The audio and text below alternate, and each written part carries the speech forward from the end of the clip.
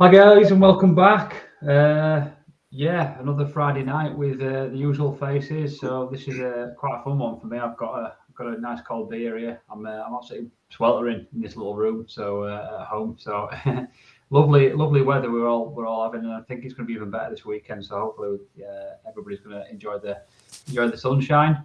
But I've got the usual faces, and I've got one more to come. Mr. Tom's just running a little bit late, so we will see Mr. Tom shortly. But I've got Stu. Stu, how are you doing, mate, today? Rushing around today, I'm afraid. I haven't had a moment to myself, but finally I've got the kids settled. The wife is settled, so everyone's a winner. It's tough, isn't it, mate? It's tough. I think we're all under the cost of the kids. Yeah. Ben, how you doing, mate? Always nice to see you. All good, all good. The youngest is settled. Eldest is at prom. She's just left school, so that was a fun game. Oh, but she's there, so that's the main thing. Yeah, it's all proms and stuff now, isn't it? Mm. John, how you doing, mate? It's been a while. You've obviously been poorly, haven't you, since we've last seen you, mate? But it's nice to see you back. Yeah, I've had a second show tonight. I've had COVID towards the end of last week, so unfortunately I missed a few shows and that, but I'm feeling a lot better now, so it's good to be back on. Yeah, it's good to see you. It's good to see you, mate. Thank you. So we're going to get straight into it tonight. So we did a little bit of a Spaces last night and discussed a bit about the pre-season tour.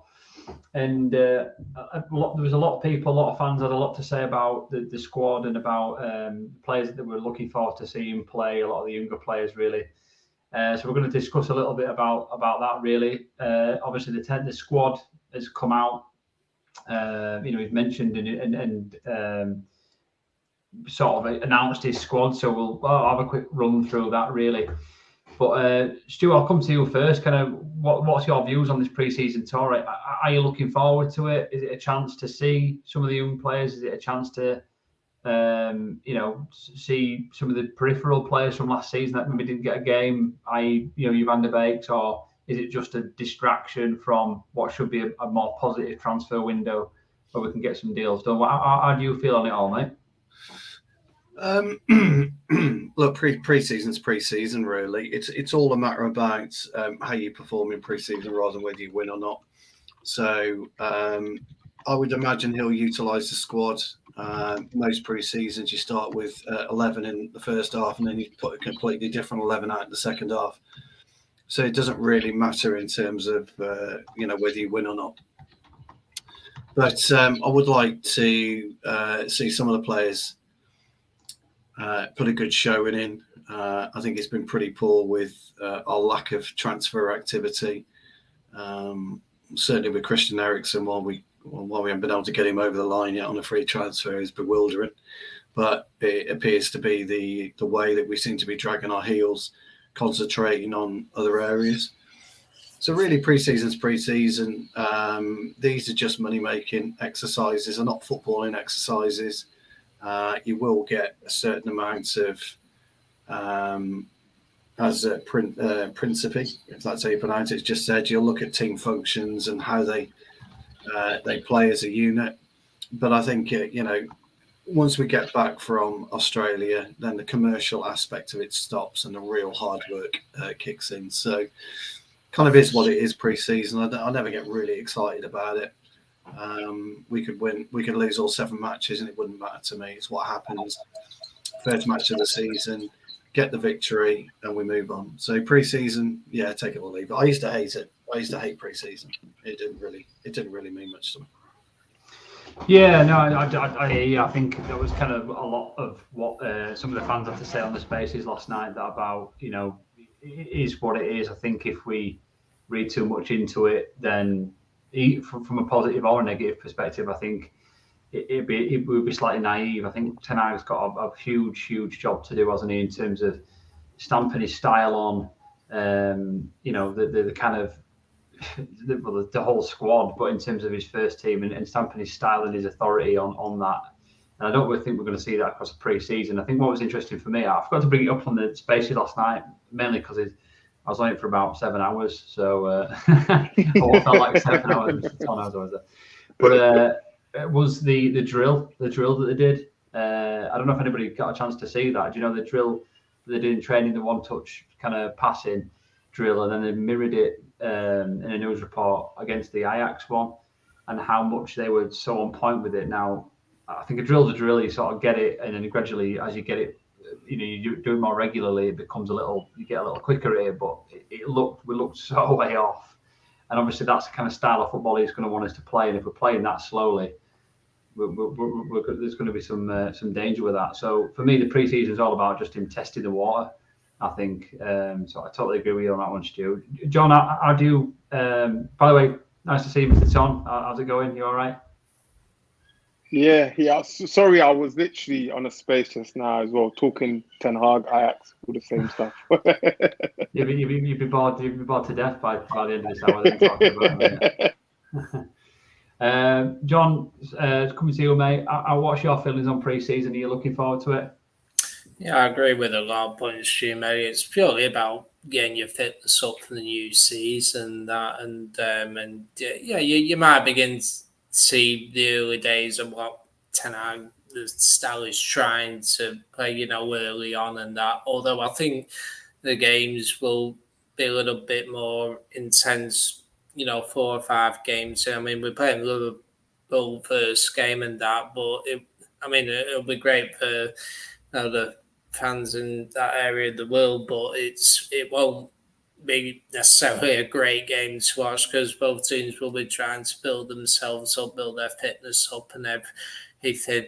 I think point you touch upon it, and it's not ideal that we've only got one signing going on the tour, and basically why we haven't got Eriksen over the line and that, it's not like we're paying for a transfer fee for him. We should have got that over the line, really. I don't know why. Also with, for all deals that we haven't completed, like Martinez, De Jong, players like that, it's not ideal for Ten Hag to go there with only one signing. But it'll be interesting to see. There are certain players who you do think do need to have a good pre-season in order to improve for next season. Obviously, a few players have a point to prove after being bad last season, and the first stage of that is how do you play in pre-season? Yes, it's about getting your fitness up, but it'll be good to players like Rashford. Can he get 2 or 3 goals in pre-season just to build his confidence up a little bit ahead of the new season, and just starting to see early patterns. But I think the first few games is about fitness, but then the next 4th or 5th game, that's when you really start to think, right, that's when managers might start to pick an 11 which they will look towards picking at the start of the season, but only time will tell. But I think that's what you're looking for, particularly early on in pre-season. Yeah, definitely. Ben, just come to you straight away on this. I mean, do you think Ten Hag's going to take much? Sorry, do you think Ten Hag's going to take much from this squad? I mean, looking at some of the names that are listed.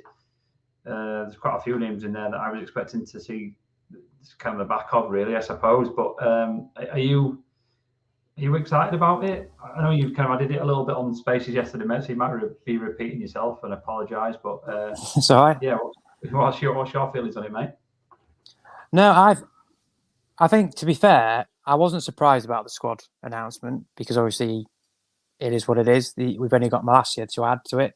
I know, obviously, the likelihood is that we'll probably get the Eriksen and Martinez deal done, I'm guessing, over this weekend, so they won't miss a large proportion of the tour, which would then obviously only leave Frankie de Jong. But I think in some ways it's good that he's took that squad on 2 fronts, really. One, it gives them no place to hide because they'll all be being put through the same paces as each other.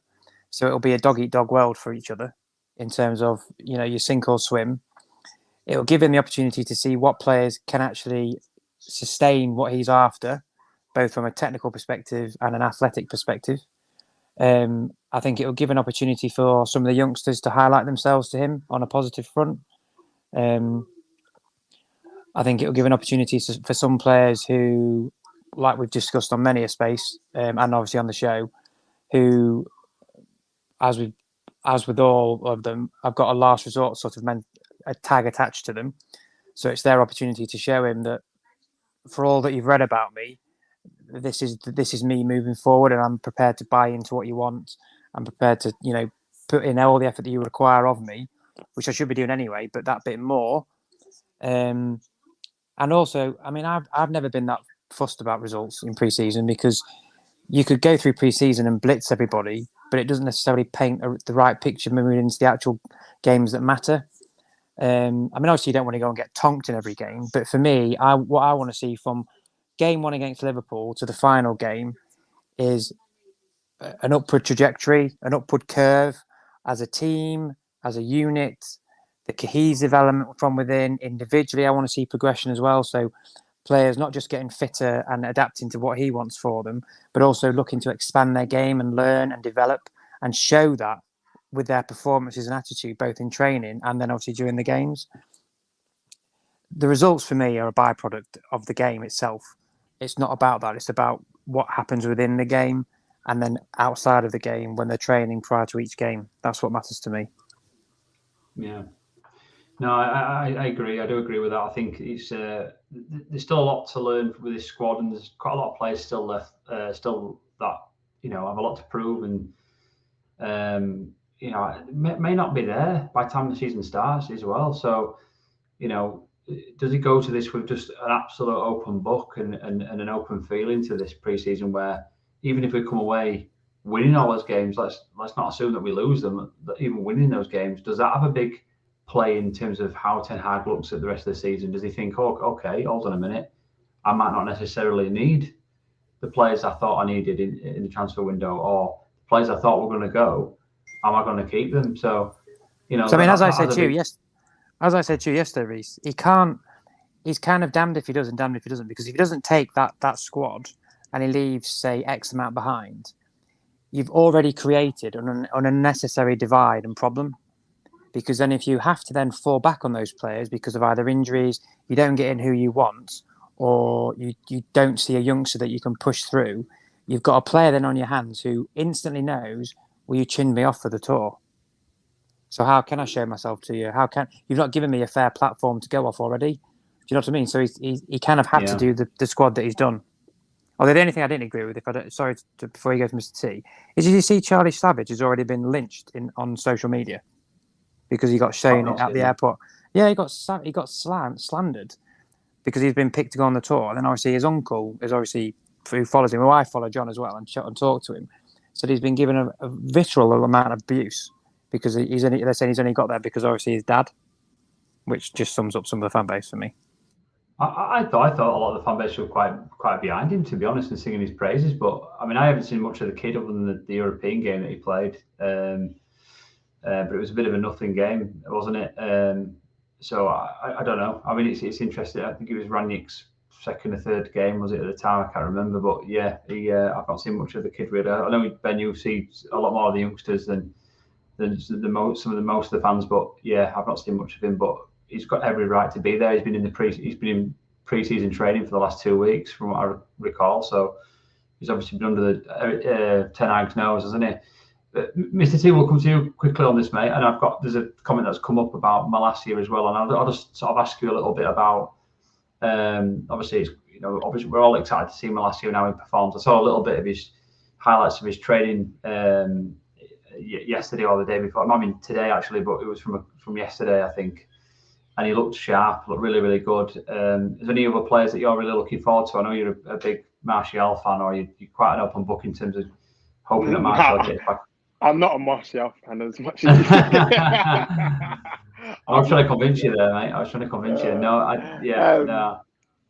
I was hoping to see Fernandes on the tour. I mentioned that I think last week. I was hoping to see him. Alvaro, the left back, yeah. Yeah, Alvaro. But obviously, I get it. There's two senior. Well, you can say they're seniors, and the other ones just come to the squad, a new transfer. But for me, I'm just looking. I'll be honest with you. After seeing that squad today, we lack a lot of quality. That's just my opinion. After seeing that squad today, it's gone on pre-season. I just feel like the quality we need from the players we've lost. It's like the squad just looks like it needs something, man. I'll be honest with you, and in the way of Ten Hag, if that makes sense. If it might have been a different manager, maybe, but in the way of Ten Hag, it just looks like it needs a lot of work still. I'll be honest with you, it needs a lot of work, man. I'm just hoping that we're gonna see some players learn the basic fundamentals of what his principles. I'm looking forward to seeing Donny, where Donny probably, because I was talking to someone about it today, and they said pre-season is going to be very telling of how Donny fits into his team. Similar to Bruno, how he sees Bruno in his team this season.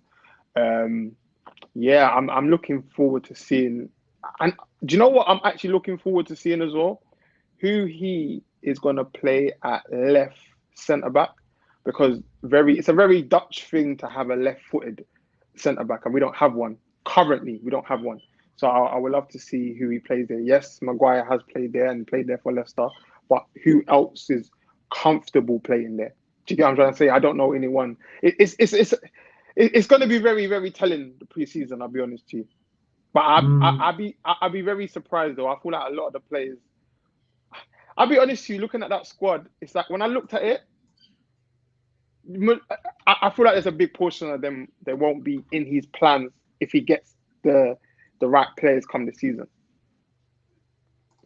Yeah, I mean, I think it's confirming a lot of our worries, isn't it? I think with this, so we sat at end of the season looking at potentially 10 players leaving and potentially 10 players having to come in. And I think, unfortunately, we're sat in that position, aren't we? In that scary kind of position now, that reality where sort of 10 players have pretty much left. And have we seen that return? I mean, looking at the midfield in the squad that's been announced for pre-season, we've got Ahmad, Bruno Fernandes, Fred, James Garner, Hannibal, Zidane Iqbal, Scott McTominay, Pellistri, Savage, and Donny van der Beek. It's not a midfield that really sort of gets you out your seat really necessarily, is it? When you so many weeks from the start of a season. However, it could be as much as it is a very inexperienced midfield, it could be a midfield that somehow gets together and plays well for Ten Hag. We don't know in terms of his style, and obviously he's a manager who insists on energy, isn't he? And I think he's definitely going to have an abundance in that team. But we wait to see. Stuart, in terms of kind of pre-season so far, in terms of training, I don't know if you managed to see any of the highlights from the training sessions and stuff like that. Have you been encouraged by Ten Hag's sort of style and kind of his hands-on approach? The interesting thing, what you've seen is you can't really pay too much attention to it because you're not seeing the intricacies. You're just seeing the basics of what they're trying to do. Well, all he was doing is overlapping the third man. It's quite. You probably do it yourself when you're doing standard drills, and that's what we're being allowed to see is standard drills, really. Drills that these guys should have been doing for years and years. Starting as they were kids and moving forward. So no, not really. I don't kind of buy into that just at this point in time. What you'll see is whether we're prepared and we're ready to go against Brighton. That's going to be the acid test. What happens between now and that match day is just the way that Ten Hag wants to slowly but surely bring the players together and adopt a style of play that the players understand and they get. But the fundamental thing about football is it's really quite simple. It's not a difficult game. It really isn't. And we all tend to overcomplicate it. And I think with the emergence of FIFA all those years ago, that's when the complications in football started. But when you actually drill it down and strip it back, the common sense of how to be a footballer and how to play the game is no different than what it was 20 or 30 years ago. What's happened is you've just seen an evolution of sports science. You've seen an evolution of the way that pitches are grown. You've seen an evolution of the way that footballs are designed, football boots are designed, shirts are designed, nutrition, that type of thing. That's when they started to take it seriously. That's why you're seeing a slightly different version of football, but the fundamentals are exactly the same. You score more than the opposition, and it's how you go about doing it. And common sense is the biggest part of anything you do in life as well as football. So it is what it is. I think Mr. Ton and Ben said it perfectly. It is what it is. That's the squad that we've got right now, and he's going to have to deal with that. And if these players, want to take the pitch against Brighton, fair enough, great. Make sure you can be the best of, yourself in every game possible, in every training session possible. That's how I used to adapt. That's how I used to adopt. I used to make sure that I was the best version of myself, so that I would give myself the best option of starting the match. So I would train hard, I would listen, and I would try and learn. Look, you're never too old to learn in any walk of life, football included. And it's just going to be a slightly different way of interpreting the game. And this is all it is with a manager. It's how a manager interprets the game. That's the best thing about being a fan and a player. It's brilliant, absolutely brilliant, because we all see it differently. That's the beauty of football. And if he can get his message across, how he interprets the game, then whether or not we've got a weak-looking team actually doesn't matter too much, because we've all been in teams where you've looked across and thought, I'm going to get stuffed here tonight, when you're playing with your mates or where you're playing on a Saturday afternoon because you got 4 or 5 players missing. But if you all buy into the same way of playing, you can make yourself a very, very dangerous team without having great players. You just do the basics right. And once you get the basics of football right, everything comes. And I think that's all Ten Hag will be working on, is just going back to basics. This is what I want from you. If you don't do it, you're out the team and somebody comes in. And that's how it will work. I think he'll be pissed off that he's not got players in that he wants. And for me, if I was a player today, I would want to have been on pre-season tour. I don't know what's going on with Eriksen and why he's not taking the plane. Maybe it gets done at the weekend. Maybe there's a delay his side. I don't know. But if I was a player, first day of pre-season, I want to be knowing, I've said it before, which door I'm going through. So I wouldn't read too much into the pictures that you see. I would read more into maybe his mannerisms around the training pitch and around the squad as a whole. Yeah. Ben, did you have something to say on the training session? You want to jump in there? I was just going to say, I know obviously you can read too much into what you see sometimes, but I thought Malacia looked, obviously as a snippet, but he looked very on point. I thought, I just thought everything about him, his touch, he looked on his toes, he looked sharp. I know it was obviously simple things that he was doing at that level, obviously, because they're not going to go and show you the full sort of catalogue of what a Ten Hag wants the kid to do. But I just thought he just looked measured, on point, ready to rock and roll for me, which was great to see. I think it's that, isn't it? I think it's a level of intensity. I think what's frustrated as fans there's been a kind of a feeling across the squad and across the team for at least 12 months where there's a kind of a no care attitude. And that's even with training. I'm guessing there'll have been training sessions where it have been quite laid back at times. And Malacia has come in and instantly, even from he's a young kid coming in, new player, it's kind of almost set a standard. And it's funny because I was watching him in that little that little one-touch drill that they were doing in that little 20-yard box. And Tellers was the one chasing him down, and I just thought that was just so ironic that it was the other left back who's been struggling, who was the one chasing him, and he couldn't get anywhere near him, and he was just out his feet on the back foot, first touch pass, and he just looked absolutely, like you said, just looked sharp, looked amazing, and to raise the standard. I think for me though, the one thing that I've always said with players is things like that. What he showed are a given as a footballer. Now you can put on that facade for so long before your true colours come to the fore. So you can start running around, making yourself look like what we call DS watches in the military. So you don't do anything really until someone's watching you of importance, and then you start showing like you're running around and putting effort in. But eventually that will come to the fore where it becomes glaringly obvious you're only doing it for a specific reason. Whereas I think with him, I know it's obviously he's come to a new club, so he wants to showcase himself. But obviously the manager already knows what he can offer anyway because he wanted to sign him when he was at Ajax. And I just thought that level of attitude, you've either got or you haven't. Because you can't teach that. You have to show it from within. You can demand it from somebody, but there's only so much you can demand of someone before they have to take the lead. And I just thought he was. I'm really excited to see him. I really am. I know obviously he's not going to be the most glamorous of signings of big names because he's only a kid, but he's the one who I look at and I think he's the signing that we would have done under Fergie, where he just comes under the radar and he's just bang. He's just brilliant for the next few years for us, and that's how I see the kid. I might be blind faith, but that's just how I am. I just hope to a degree that he's not. He doesn't get ground down with the level around him a little bit. I mean, when he's playing a ball into Fred's feet and trying to get the ball back down the line, and then it doesn't come, and then he's having to run 20 yards back because we've lost the ball and they're counter-attacking on us. I just hope it doesn't grind him down and grind his morale down, and we do pick up. Everybody does pick up and pick that level up, because we've seen players who supposedly should have come in and been great and have not done so well over the years, and I just hope that obviously he's a young kid, it's a different signing, it's a different type of signing, it's a clever signing, but yeah, I was quite pleased with him as well, and just from his level of intensity.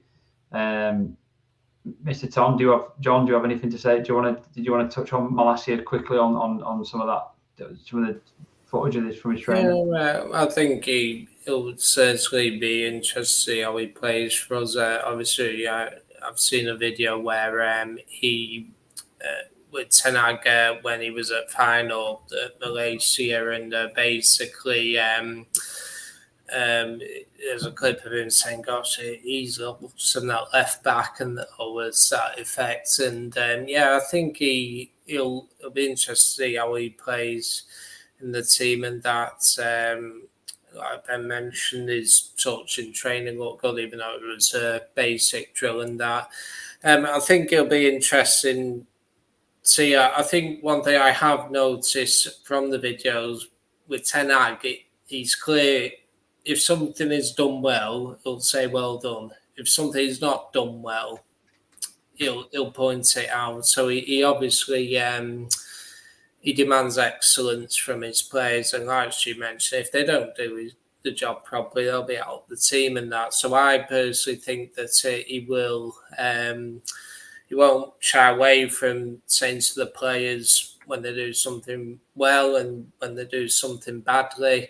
But I think also it's what you might look for is in the team in terms of like the connection between them. I mean, we haven't even touched on that Ronaldo's not even on the pre-season, so which will be interesting if he does leave.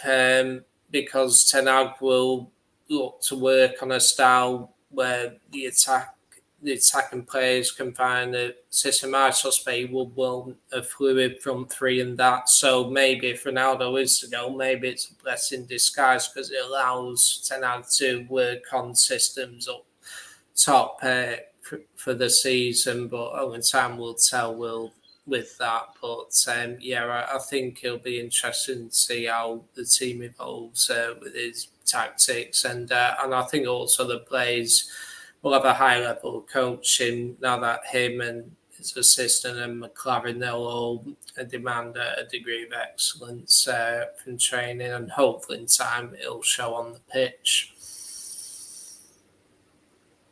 Yeah, no, totally, John. I think it's an interesting one, isn't it? I think there's a hell of a lot to learn. I think Jarvis is kind of added to what you've said a little bit there as well in the comments in terms of the young players and the academy players are both going to impress and improve under Ten Hag. I suppose it depends on which ones stay, which ones get a chance if they do stay, and which ones maybe go out on sensible loans as well and stuff, because the abundance, and we've talked about this numerous times on the show, the abundance of youth in the squad is just so vast. And we'd love to be able to give it all a bit of chance, but it's very unlikely. So there's obviously going to be big rotation, but it's pre-season going to give Ten Hag a bit of a bit of something to think about, and some of these players are going to push their way into the 11, possibly. I mean, we're hoping players like Hannibal and Garner and players like that are really going to kind of give themselves a chance to push themselves into the team. Well, John, you line me up perfectly, mate, for the inevitable Ronaldo conversation, and Mr. T is going to pick this one up because I know we got into a nice, healthy debate with some of the fans on Spaces last night, and Mr. Tom came in pretty late actually, so wasn't able to feature on that too much, but he's got his chance now. So Ronaldo, mate, is he staying? Is he going? What was interesting today is that obviously the kit.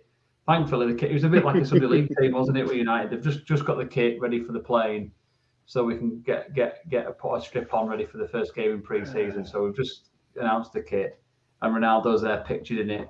Do you take much from that, mate? What's going on? What's going on, Ronaldo? No, I don't take much from it, to be honest with you. If I'm honest, I sort of predicted this. I remember saying it on I was on a stream with Stu, and I think they was quite shocked. Everyone was jumping on my neck when I said, to be fair, is the best thing if he leaves. And I said this because of this drama. And that's why I predicted he would do this. I knew he would do this and cause this drama. And that's why I predicted for Ten Hag, so he doesn't have this ego in the dressing room, it's best to leave. I'll be honest, that's just I don't take all the if you see any kit thing, don't take it serious. He done this with Juventus last year. He done it. I've seen all of it. It's the same play. I know what he's trying to do. You can say, I want to move clubs because of family issues or the club's not ambition. You can say all of that. The truth is, he gave us an interview and told us exactly what it is. He said, at my age, I do not come to play for top four. I do not come at this age to not win no trophies. I come to play for trophies. He's already told us what it is. He's told us exactly what he wants to do at this stage of his career. He's made that very clear. So for me, if you had an interview and you've made your stance very clear, if you stayed at Man United past that and we're not competing and we're in a rebuild phase, then I'm like, but you said in the interview, and that's what I used to say to people on Space. I don't know if Ben's ever been there. When I mentioned it to people, I said, what's changed from that interview if he stays to now? So clearly, he still has that mindset. I want to be at the top. I want to play Champions League football. Yeah, that's what I said. All the other narratives that they can push out, I've seen all of that. I know what Ronaldo's doing. That's rubbish. He's at the top. He knows he's only got a couple of years left. He wants to play at the top. That's all it is. He's told the whole fan base exactly. He's done an interview on Sky Sports, told the fan base what it is. I don't understand why everyone's trying to create, when we got the Malacia deal across the line, that was because of Ronaldo. When we've been talking to Malacia, that's not because of Ronaldo. Come on, you fan base, you want to listen, be serious, man. He's told you exactly what he wants to do. People forget how old he is. That's what I think. People think he's 28 or something. People forget how old he is. I think Ronaldo forgets as well. I think, Mr. Tom's right. He did mention it. Everybody raised he did. To be fair to him, he said there was a little tiny blip of it, wasn't there, Stu, in the ocean of it, and he went. And Mr. Tom, to be fair to him, I think it was on one of my shows. He said it was when I was hosting, and yeah, fair play. I'll be interested to see how he plays out. It really will. It's clear that he does want to leave. If I was United, I'd say fine, but you're not going to sign for a Premier League club. Off you go abroad, somebody like Napoli. But with the pictures, mate, those photographs that have been taken even before the season finished. They'd even done well in March, and so Ronaldo was there at the time. You've got to give it United credit for releasing a photo of him in the kit. That's like almost sticking two fingers up to you, pal. We're going to drag you to the depth of despair here, Ronaldo, before you do go. You go on our terms, not yours. So they've definitely used him, haven't they? Yeah, and rightly so. And so they should. Whatever he wants to do, he's contracted to Manchester United for a further 12 months. And does there come a time? On this occasion, I don't think there should. But does there come a time where the club says tough? Tough. You can't dictate to us what you do. We will tell you what you can do, and you can chuck your toys out the pram. And this goes for any player, by the way. I'm not talking about Ronaldo. I'm talking about any player. And it's transpired that Pogba was given a similar thing. We'll just call you bluff, mate. and he's getting 8 million a year at Juventus. We offered him 14 or something like that. So for me, whatever Ronaldo wants to do, fine, but make sure the club is in control. As long as the club's in control and they can show him he's in control, because that's great for us. But I will say one thing though, and correct me if I'm wrong here, fellas, but I don't see any clubs really clambering to take him. When Ronaldo comes on the market, when a player like Ronaldo comes on the market, then surely somebody has got to be trying to take him. It would be a relatively simple deal, I would imagine, because if you want to get out that desperate, you'll do it. So I don't know. I think he could be away on personal issues. Who knows? Who knows? It just could be. But for me, I love the fact that they've used him in the kits. I think that's great. I think that's perfect. I just want to throw something out there because Stu made just on piggy bank on that. Who knows, right? I just want to put this to the fan base because this is very obviously people that's lost someone to grief people that suffered grief or lost someone, a family member or something. Yeah, Ronaldo lost a kid and came and played a football match. I went to training. He did. He lost a kid. So for him not to turn up to listen, sometimes people got to use their common sense, man. I'll be honest with you. Sometimes you literally just have to use your common. If he can come to football training and a football game after losing a kid, this is the narratives that sometimes the fan base like to push. Just read between the lines. He doesn't want to be at the club. I'm sorry, he doesn't want to be at the club. It's very simple to me. I don't know. To me, I don't know. I remember losing my mum, and the next day, to get off my head, I went and played football. I literally the next day went and played football. So I know for a fact I could get why he done that. So that's what I'm trying to say. Football's an escape for some people. Do you understand? It's an escape. Whatever's going on in your life. So listen, it's up to what everyone wants to believe. No one knows the truth unless he says it. Don't believe what's going on in the media unless it comes out of his mouth. Don't. Oh no, but he's not. No. It's quite simple. He wants out of the club. That's clear. Everyone knows that.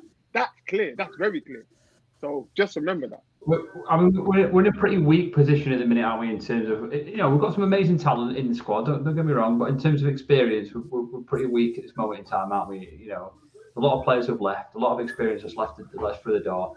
And do you not think Ronaldo is the kind of last kind of statesman of that era where not the 08-09 era, not even the previous era, but in terms of kind of now, in terms of Ten Hag setting a new trend, setting a new ethic, a new style, Ronaldo stands in that way, doesn't he? Ronaldo stands in that way, regardless of whatever he could bring to the club and stuff. We said it last night on the Spaces that, I think one of the guys, I can't remember who it was. It might have been Mr. Structure. I can't remember exactly who it was who said. But Ronaldo said he'd come in and help you. If he did say that, yeah, he said that. I mean, I could tell you that I'm going to play for Man United on the preseason tour. It doesn't necessarily make it true. I can lie, and that's the thing with Ronaldo. He says all the things that you want to hear when it comes to speaking to the media, but he had no intention of coming in and advancing and helping the youth. He came in for Ronaldo, and that was it. And we can thank him for that. And we've loved that as a fan base. It's been great. I've had my little lad has had the opportunity to go and see Ronaldo play at Old Trafford in a Man United shirt. I would have. That in itself is an amazing thing, I can say. The issue you got, Reece, though, for and Ten Hag, as much as he's got his way of playing, within your first season, you need to guarantee 20 goals. We haven't got anyone now to guarantee us 20 goals, and that's a big problem. So if you're a manager in your first season, I 100% agree. You've got to lay your own roadmap. Wholeheartedly agree. I've got no issues with that at all. Do you know what? Just added to your point as well. I think what frustrates me a little bit is that Ronaldo's finally got an opportunity to work with a manager, a manager now. Because let's be honest, Ollie was totally on his way out. Sorry, mate. I'll let you finish. No. That was my next point. My next point was, if he's going to stay for 12 months, look, we all know Ronaldo is his own man, and I think Mr. Tom's right. He doesn't want to be here. That's fine. But from Erik Ten Hag's point of view, he must be looking at it thinking, how the hell am I going to replace a proven Premier League goal scorer with 20 goals? That's the key to this. He's a proven Premier League goal scorer, and he scored 20 goals in a really poor team. And let's not beat around the bush here. A really bad team. Now, if Ten Hag was to get us motoring early on in the season, Ronaldo's going to get his fair share of goals. And so what? He doesn't want to play in the Europa League. Well, take the full set. You haven't won the Europa League, has he? Because he's never played it. Rio Ferdinand said he doesn't even know what the Europa League music is. Well, sorry, mate, but that's just life. You were part of the team that finished outside the top four. You were as culpable as everyone else. So for me, if I was Ten Hag, I'd be looking at that and I'd be thinking, where am I going to get 20 goals from? A guarantee 20 goals, by the way. That's the only thing for me. I'm not saying it's right or wrong. I'm just saying, you've got to look at it from that aspect as well. But I think you're right, so. Reece. I think you're right, Reece. I think why you wouldn't want to work with somebody like Ten Hag, we all know he's meticulous, and he's got the skill set to be able to fit into a Ten Hag system because he doesn't have to do the running. Everyone else can run in and around him. Just get yourself in the box and put the ball in the net, mate. The end. Yeah, totally agree. John, Ben, Ronaldo, what's your thoughts? John, do you want to go first? I think obviously he guarantees your goals, but depends how desperate he is. One side note I will mention, if you remember his first spell, he had that 40 goals season when we won the Premier League and the Champions League, and he wanted to go. Then obviously famously Fergie said, give us one more year. Well, at the start of that season, he wasn't particularly great for us. It did take him a while to get going that season, if you remember. And maybe he was sulking a little bit. So you might have to factor that in if you do retain him as well. And I just think, the Talk of Devils podcast I listened to with Laurie Whitwell and Andy Mitten and that, and Andy Mitten actually said the footballing people at United actually feel Ronaldo going might actually be helpful. It'll be interesting to see.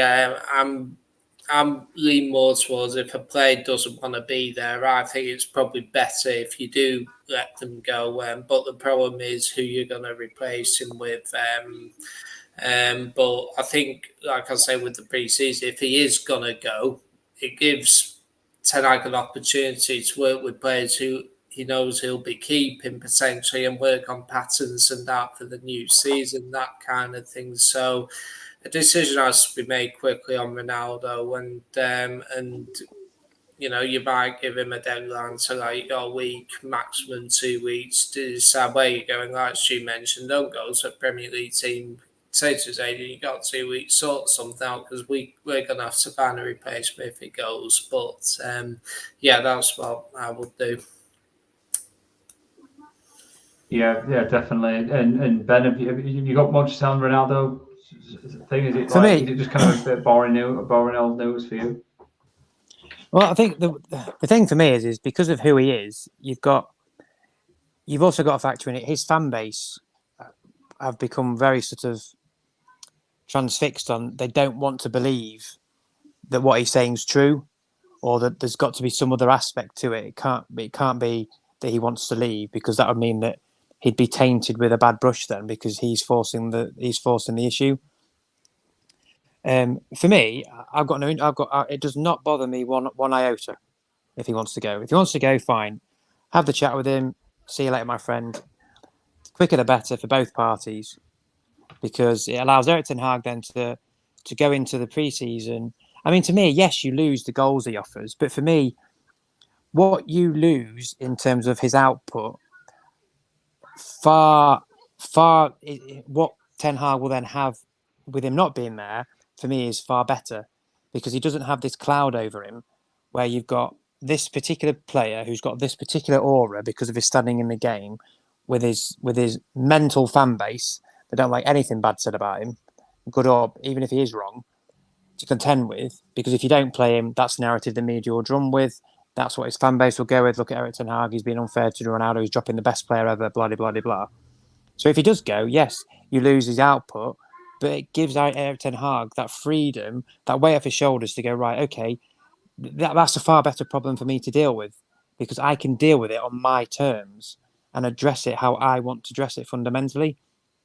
Whereas if Ronaldo stays, and I think, to be honest as well, I think a lot of it as well is Ronaldo knows he can't play in Ten Hag's system. Not because he can't from a technical standpoint, because you obviously he'll give you the goals, but because he doesn't have the legs. That's just unfortunate. He's 37 now. He won't need the That's legs. just. He No, won't but need I'm the saying legs. I'm saying I don't see Ten Hag allowing him just to meander around the pitch. I still think that Ten Hag will demand he does something on the pitch to at least facilitate his system to help the team out. I think And he I can don't, and also I don't want him to be. He's not a certain starter for me either. Because you can't just say Ronaldo's going to start just because he's Ronaldo. Because then what Preston? I'm not saying he's a certain starter, but I think he'll facilitate it quite nicely. Because if you look at the way Sebastian Haller plays, he's an absolute donkey outside the 18-yard box. He really is. Although he's added to his game, there's no two ways about it. But he's still a bit of a donkey. But he's turned Haller into this phenomenon of a goal scorer because he's used him correctly. And I think that's what you could do with Ronaldo.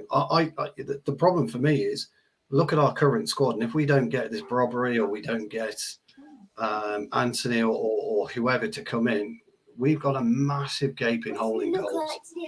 A massive gaping hole. And somebody tell me who's going to replace that, because I just don't see it within the current squad that we've got. I feel like it will get spread out. I feel like people forget this. The way Ten Hag plays, but that's what I'm saying. It doesn't get focused on one individual player. Yes, Haller was good at scoring, but people forget also, and Ten Hag mentioned today in his comments, it's about defending without the ball, right? When he went to Ajax, he implemented just like Ralph, how he had like the rules, the seconds. Ten Hag implemented a 5-second rule of winning the ball back. 5 seconds. Let's be all honest. Even if you don't have access to Y-Scout, any sort of scouting thing that you can pay for money, you can go with your eyes, and that's not Ronaldo. Ralph alluded to it. That's not in his DNA. Even at his old clubs, that's never been in his DNA. Ferguson sacrificed Park Ju-sung playing Rooney out wide just so Ronaldo didn't have to work. Do you get what I'm trying to say? That's not Ten Hag. He's not going to sacrifice the whole team's game for one individual, and that's a fact. Whether people like that or not, that's a fact. That's the part where that's why I've always thought, you know what, regardless of his goals, that the off-ball stuff is going to be the problem when he doesn't have the ball now. Yeah, I'm not disagreeing the off-ball stuff, but I do think that you can mould a player into a certain style. And the way to utilise Ronaldo, we all know the best way to utilise him anyway. And he can drop deep, and he can take it, and he can link up the play. He's nowhere near is going to press. You're absolutely right. He isn't going to press. He's going to stand with his hand on his hip most of the game. But when you get that crucial, you need this crucial one-shot, one-goal merchant. Every team needs it. Every time requires it. In a really tight game, you might get one chance, and it's got to go in. You might just win it 1-0. We a couple of times last season we did it, didn't we? Just scraped over 1-0. Wolves comes to mind. Ronaldo gives you that. I'm not so sure Bruno at this point in time can give us that. Donny van der Beek can't give us that. Martial can't do it. Rashford can't do it. Sancho can't do it. That's my worry. That's all I'm saying. I'm not saying. I think Rashford. I feel like some of the strikers in the team will surprise us, and I'm not basing that on my personal preference. I'm basing that on the way Ten Hag plays, if that makes sense, tactically how he plays, and because how he likes. He's very much. Yes, he has different sort of tactical tweaks like Pep, but very much in that anybody knows possession football, one thing that they like is the ball to be in that box. And if you look at statistically, where majority of Ajax goals are scored from is in the box. In the box. So if someone's telling me what Bruno can't, if you put how many, and it's not even that, it's about how many bodies you get in the box in the opposition's half, right? He likes normally 9 players in there. 9 players in the opposition's half. Even at times, if anyone is able to look at the games, press pause, look at it tactically, how many players are now in the box trying to break down the opposition. So you have, and like what we saw in the training, the third man run, you have put all these things.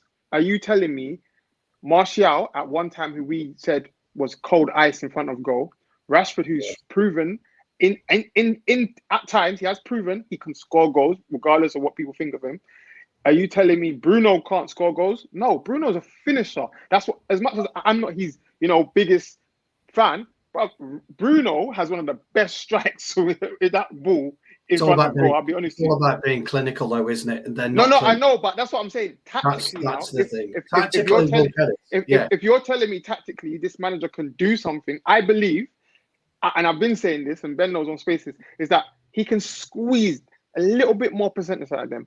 And even if he has to, if a big if he doesn't get a striker, because I see them do getting a striker, but if I do see other players stepping up and goals getting spread out.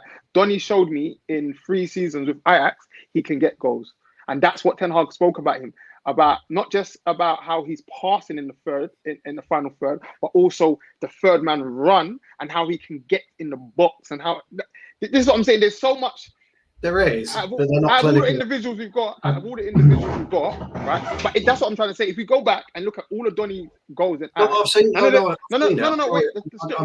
you go back and look at his goals, their goals wasn't. But I'm saying the goals wasn't spectacular. Listen, the goals wasn't spectacular. They were like tackles. Something like how Pep was. This is what I'm trying to say. Are we saying that none of these players I just mentioned can't score tap-ins? What I'm saying is they're not as clinical. The word is clear. Yeah, if you're getting a tap-in, you don't need to be clinical for a tap-in, because what you've done, this is what I'm saying, tactically, you're not listening to what you've done. You've already took out the goalkeeper, you've took out the defender, and all you need is a tap-in. I know exactly what you're saying. Do you get where I'm coming from? I know exactly what you're saying. We aren't good enough to do that. A perfect example of this, Atlanta away, last minute, that chance Ronaldo had, our foul on the edge of the box, which he had in the bottom corner. Who else is capable in our team of scoring that goal? No one right now. That's my point. Yeah, but that's because tactically, that's the clinical side. This is the point. It's because we're used to what we've seen, and we've not seen how Ten Hag could coach this team. Does that make sense? We don't know. That's what I'm saying. Goals might get spread out because we don't know how tactically and where he wants players to be, what they can do. If that makes sense. I do agree. I think on that premise, I think I sort of agree with both of them in a way. I mean, obviously, you can't deny that Ronaldo was an absolute goal threat. I think the things for last season is the service to him, and John's kind of alluded to it there. Like, the goal that he scored, some of the goals that he scored, he had no right to score. The one against Spurs, a couple in the European games, he had no right to score. But you don't want him always in that position. You want him on the end of stuff where he has got a right to score. He's got a clear-cut chance. Like the goal, pretty much like his first goal against Newcastle. Yeah, Shaw slugged him in. That's a striker's goal for one goal, and that's kind of what you want, and that's where you want him. That's where you want it on the end of things. I think annoyingly for me is that this season was an opportunity for Ronaldo to he's at the age that he's at, and that's a big factor in all this, because if he was 33, 34, obviously a lot younger, that'd be easy. But if he was 33, 34, you might think, do you know what? I can test another year at this. I can test another year and trust Ten Hag and hope it comes good. But I think annoyingly, he's too old to put that risk into this. But Ten Hag, he's finally got a manager. I mean, as we said before, Ollie was kind of on the way out in terms of the results and the form and the kind of situation the season before. Albeit, we did very well the season before, but we knew Liverpool was going to get stronger. We knew Chelsea were going to get stronger. We knew Spurs were going to come back. So all that taken into consideration. And when Rangnick came in, it was kind of the season was dead and buried. But now he's got an opportunity now with Ten Hag to kind of work on that and be part of that. But if Ronaldo goes, we've got to again put faith in Ten Hag that other players mould into that position. If you look at Jota coming into the Liverpool team, or Diaz coming into the Liverpool team, or any player coming into the Liverpool team, the reason they kick on and they do so well is because there's a system and there's a style and there's a philosophy there. And that's kind of what we want with the United team and with Ten Hag, isn't it? That if Ronaldo drops out, somebody drops in, and does, yeah, okay, maybe not scores 20 goals, but like scores 12 and somebody else picks up 8 or whatever, and that's kind of what we want, isn't it? And we've got the ability to do that with the squad that we've got. I think there's players in that squad who should be hitting those sort of level of numbers, hitting double figures. You know, Rashford and Martial should be hitting double figures, should be getting 11 apiece and more. But you know, that's the situation we're in. We'll move on. Have I just kind of killed a little debate there? Ben, you were quiet on that last topic, mate, towards the end. So I want to come to you first. Martinez, 50 million, I heard initially bid. It's not enough. And De Jong, is it ever going to happen, mate? So kind of a tandem, Martinez onto De Jong. You know, what's your feelings on this? Do we need him? Is there a player you really want to see come to the club? Do we pay more than 50 million? What's your thoughts on Martinez and then over to De Jong? Well, one, I think Martinez will be done. I think it'll probably get done this weekend because where it's helped us massively is Arsenal basically jumped in with 2 feet, thinking that they had a free run at him. So they set the precedence in terms of a fee. Ajax have already said themselves that he out of him and Timber would be the preferred one they would prefer to lose because they think that he's got a higher ceiling, Timber, in terms of his development because he's obviously a bit younger. So I think Martinez will come in. I think that will get done very quickly. The Frankie De Jong thing, and Martinez I do rate as well. I really do. I like him. I do. And obviously if the manager wants him, then I'll support him 110%. The De Jong thing, I think the De Jong thing will get done. The problem you've got is the fact that Barca owe him money. So irrespective of what you think about the situation, in terms of, you know, you're always going to get fans who you'll never be able to appease in terms of getting the deal over the line. That's a huge cloud to negotiate around because no matter what anybody says, if they were in his shoes, they would also be doing the same thing because he's owed that money. It's not like it was he could potentially earn that money. He's owed that money. So Laporte is doing everything he can to posture against that fact by saying all these other clubs are coming in, hoping that United will then either offer more money, which would then basically cover the difference in what they owe him.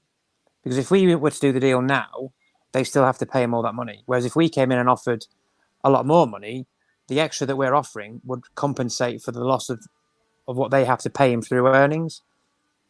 So, for me, I've got no issues with what Frankie de Jong's doing. I'd do the same bloody thing.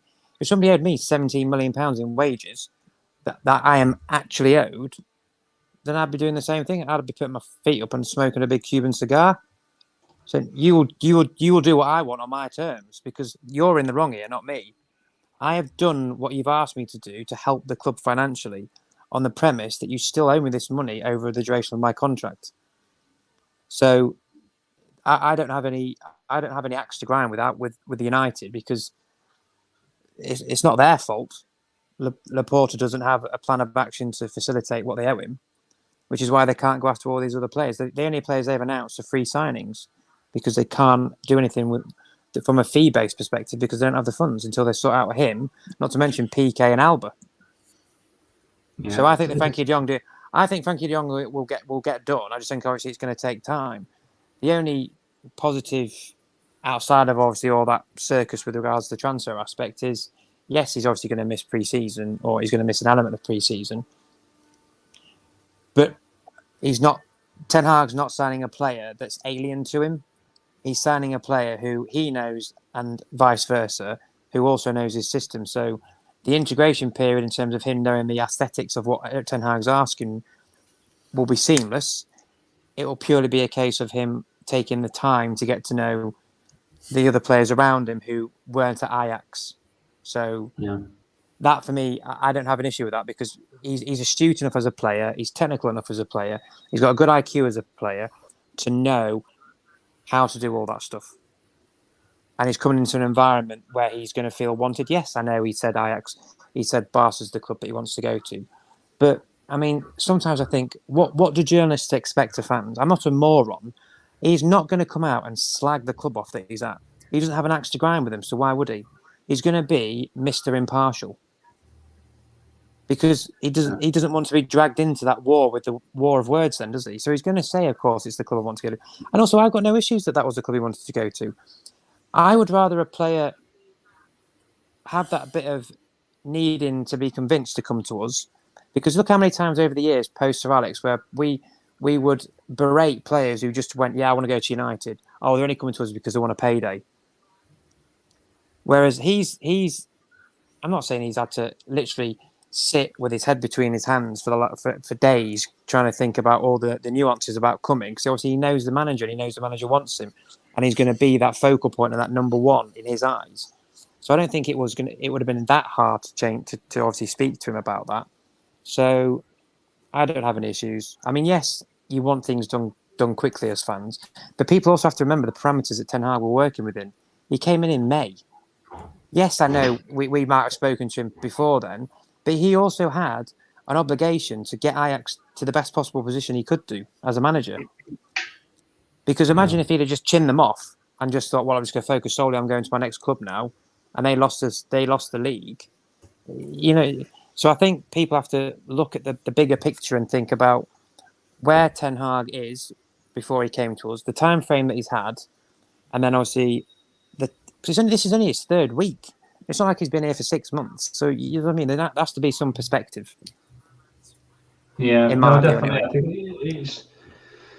I mean, just before we touch on what Ben said there, there's the viewer standing at the minute is unbelievable, guys. So massive thank you to everybody that's watching. I think we're just up at 95 people watching at one point. So if we manage to hit 100, that'll be a massive achievement. So if you can like and share and subscribe to this, we'd appreciate it. Please share it on Twitter if you've got Twitter. That'd be brilliant, and then to all your social media platforms. But thank you to everybody that's been watching and commenting. It's been absolutely fantastic. We were rounding off the hour, talking about all the pre-season stuff and obviously the pending transfers. So really thank you to everybody that's been interacting.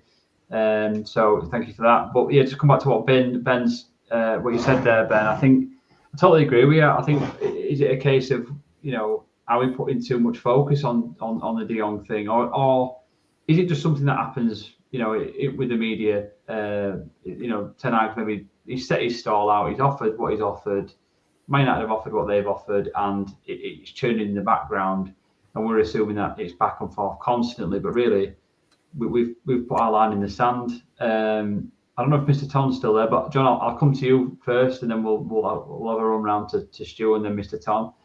What's your views on the Martinez and De Jong saga, mate? Is it likely to happen in your view, and is it something we should keep pursuing?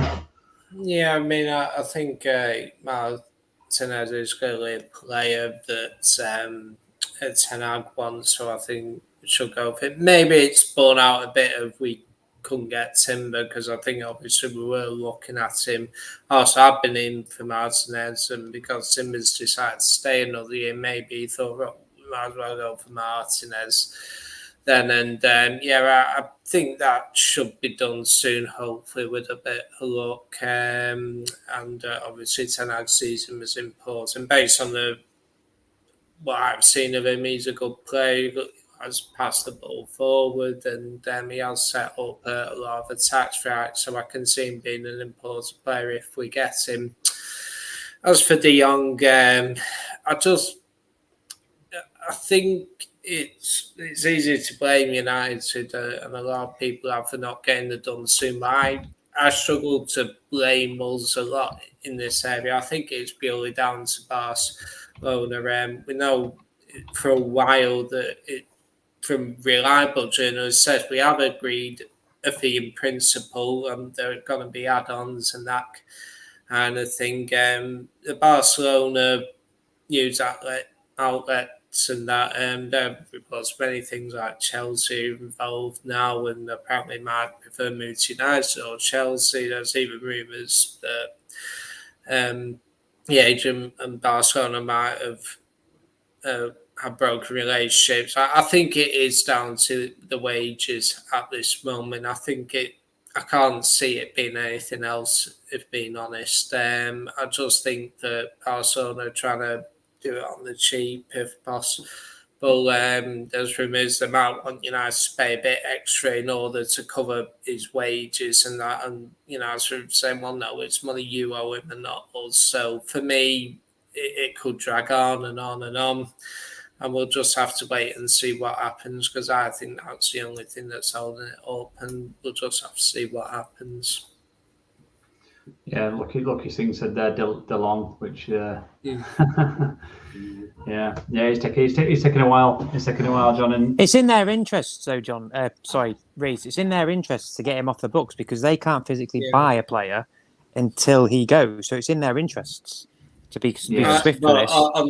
On the flip side, with these wages they owe him, that could be the difference between signing a player and not as well, couldn't it? If you're talking about £10 million, that could go towards, I don't know, Lewandowski's wages, for example. It's not free money, is it?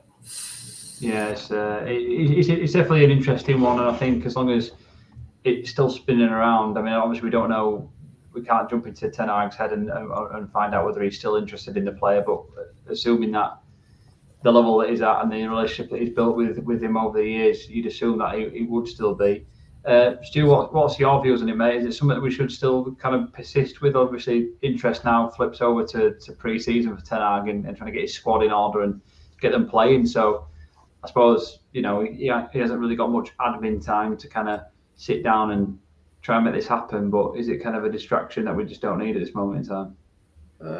I'm kind of fed up with talking about him, to be honest. If I was United, if there's 17 million quid discrepancy in terms of wages, I'll just go to Barcelona and say, look, we'll reduce our bid 17 million quid. We'll pay his salary. There you go, done deal. It isn't rocket. None of this is rocket science. It's such a smokescreen salary.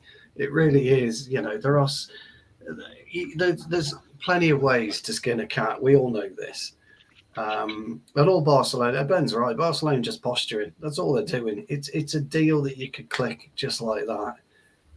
Just because Barcelona owe him. So if Barcelona owe him £17 million worth of wages, they've got to pay him 17 million quid somehow. Okay, nobody's going to give them 17 million quid over what they want. So you may as well just pay him 17 million less and then take that out of the equation. It's not a deal. It's not a hard deal to be done. It really isn't. As Ben says, it's harming Barcelona because Barcelona can't buy the players they want. They put a 35 million quid bid in for Lewandowski, supposedly. They want other players, supposedly, as well. So they've got to start getting their season into shape. I mean, I can't imagine Xavi is too chuffed with what's going on. I can't believe I saw the Bayern Munich comment as well, Stuart. I don't know if you managed to see that, but they'd said they wanted them full money up front. They didn't want any instalments because they don't think Barcelona will be there in 2 years' time. No, they're right. No, well, I wholeheartedly agree. Mr. Tom made a point the other, I think it was last week, about them selling a percentage of their TV revenue. By all accounts, they're going to have to sell more so they can get more cash. It's a really strange thing that's going on at Barcelona. So I don't know what's going on, but it isn't a difficult deal to do. On both parties, by the way. I'm not blaming United because I think United are right. We value them at 60 million euros. You've agreed 60 million euros. This 70 million quid's got nothing to do with us. Absolutely nothing to do with us. So, we'll offer you 70 million less and we'll pay him the 70 million quid. Ben's right. Frankie de Jong is owed 70 million euros. He wants 70 million euros. I get all of that. And so he should have that money, and if Barcelona don't want to pay it, we'll pay it. There are ways and means of doing it. There are plenty of ways to structure that deal. Actually, for me, Martinez is a far more exciting signing. Way more exciting signing.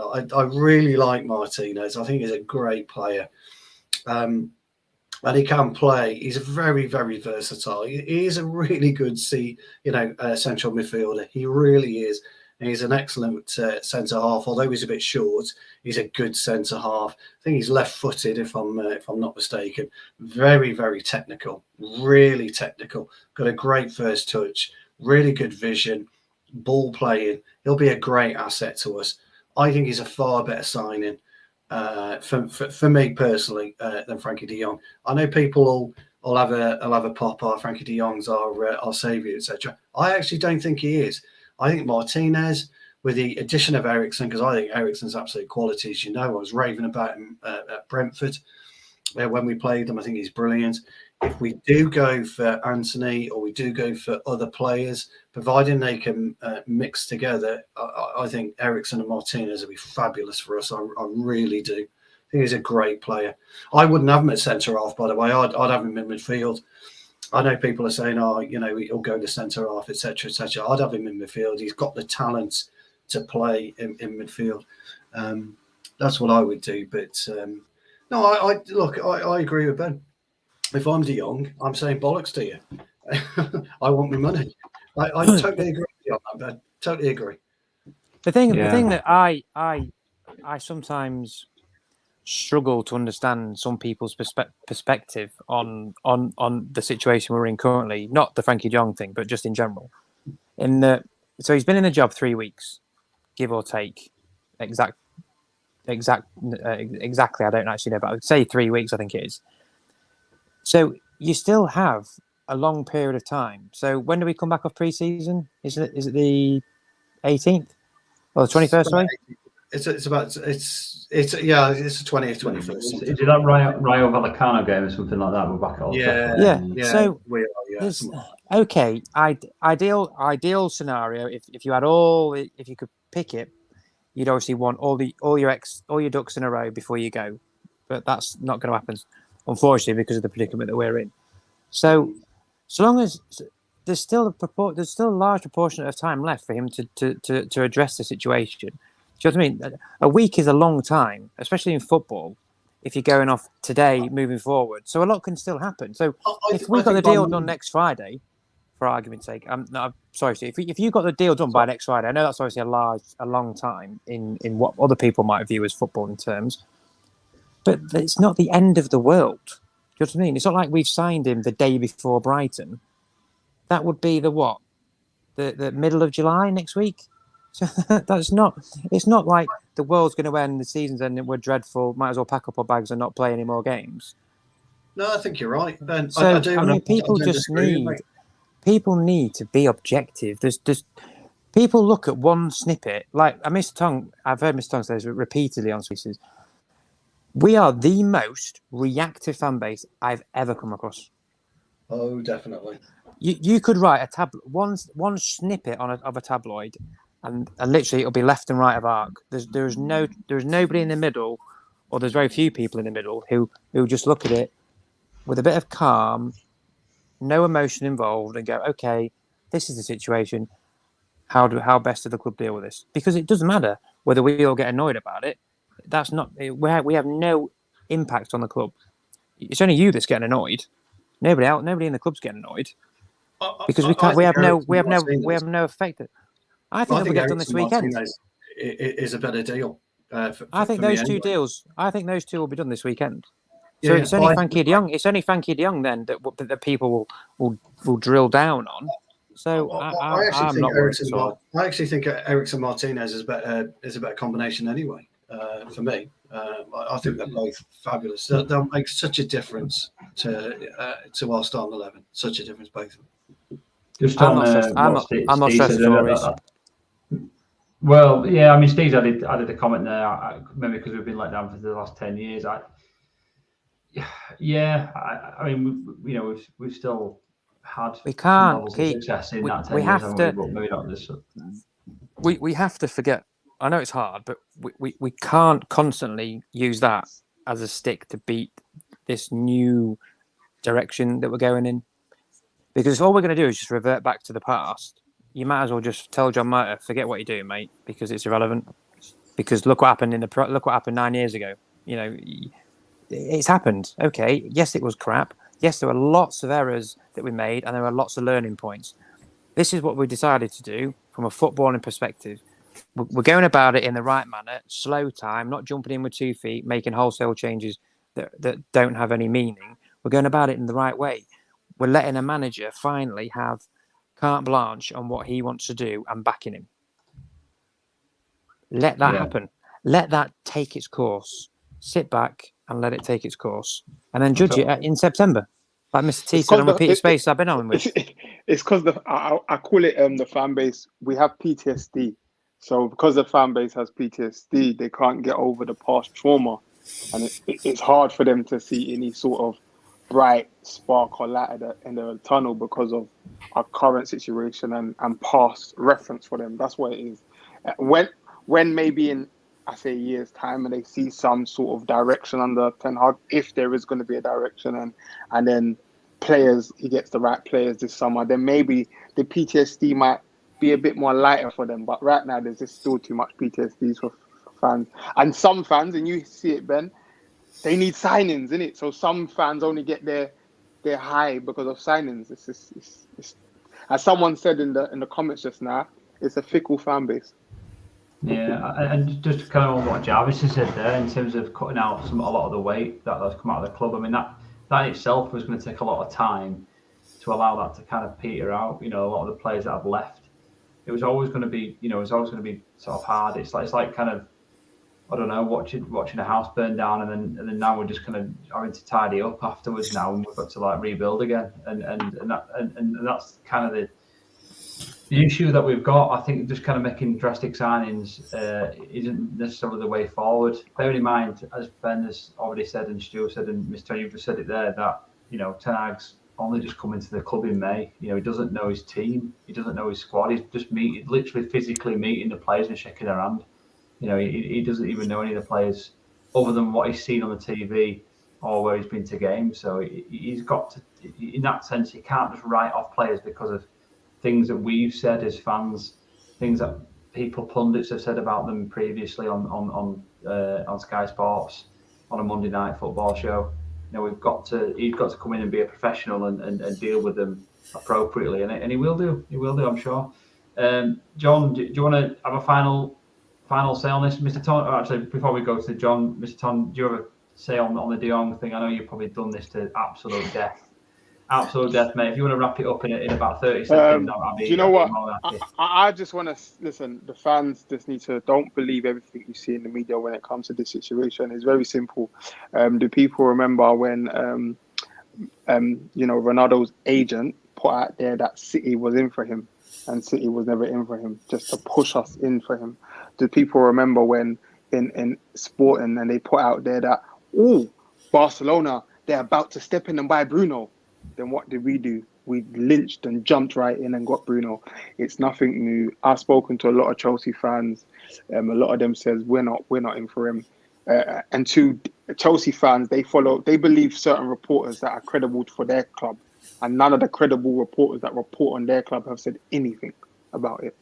Do you know what I mean? And there was even a report while I've been on the stream saying that they never spoke about De Jong, and this is from the Spanish side of it. But it's just all nonsense and hearsay. And they're just trying to push us, like I think Stu said it earlier, to pay the extra, isn't it? They're trying to push us to do that, and listen. It's quite simple. People need to stop stressing, man. Go outside, touch some grass, enjoy time with your family, have a picnic, just enjoy life, and then when the transfer happens, it happens, man. Yeah, there's plenty of the season to get stressed out. Use this moment to enjoy life for a little bit, isn't it?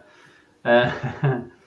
John, we're going to finish up on you. It's been an hour and 20 minutes. We've currently got sort of 58, nearly 60 people watching and commenting, which is fantastic. Again, to the people that are watching and commenting, don't forget to subscribe, like, and share. Follow us on Twitter. Watch all the shows that we've got coming up. We've got Sunday show, The Last Word, and some other shows that I've gone on through the week that you can catch up on. So please watch that. John, go on, mate. Have a final say on this in terms of De Jong and Martinez for you. Is this something that you want to see? I suppose you've kind of already touched on that earlier on a little bit, but is it likely to take place for you? Yeah, I think Martinez, I think it probably will happen. I would expect it, to be honest, signing unless Eriksen had his medical soon and that, so I would suspect that. De Jong, it's a tiresome thing, isn't it? So I think it will eventually get done when you can't possibly say. I think it's the wages, whatever happens around that. Hopefully the deal will be done quickly, but it might drag on until close to the start of the season. Might even go after the start of the season, but we gotta get it done soon, I feel. So yeah, we'll wait and see. No, brilliant. Well, guys, it's been a pleasure as always on a Friday evening to chat about United with you all, and hopefully we're all talking about some positivity in the pre-season. We can celebrate some amazing bits of skill and some goals and this, that, and the other, and some good performances from some of the younger players and from Malacia and from Sancho and Rashford and all the ones that we want to see do well. Hopefully we can see that, but. For now, we're going to wrap it up. It's been, like I say, been an hour and 20 minutes. So thank you to everybody that's been watching, commenting, liking, subscribing, and sharing. Thank you to Stu, Ben, John, and Mr. Ton. Sorry for the technical issues as well. Yeah, same with me. Apologies. I've been pulling my hair out here as an host. He's spinning too many plates, Mr. T. That's why. And even though it's pre-season, let's hope we do. He's saying it's technical issues, but he was off for 30 seconds. He managed to cram his spaces in. So he is the busiest man in NATO. He is, old Mr. T. He is, yeah. Let me just plug the tactical preview that landed Tuesday. We had an Ajax fan, very, very knowledgeable Ajax fan, speaking about Ten Hag and what he's like as a person and his footballing philosophy, etc. And my old partner in crime from Tactical Preview, Abdel. So it's on our YouTube channel. Take a look at that. If you want to know a bit more about Ten Hag, right from the horse's mouth, so to speak, it's worth the watch. It really is.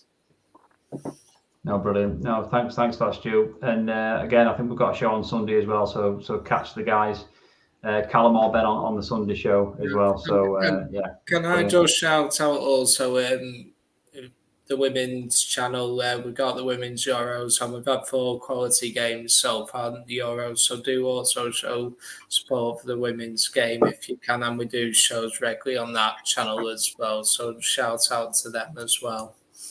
Brilliant. No, thanks, John. Thanks, guys. Appreciate it. Catch you in the next one. Okay, so.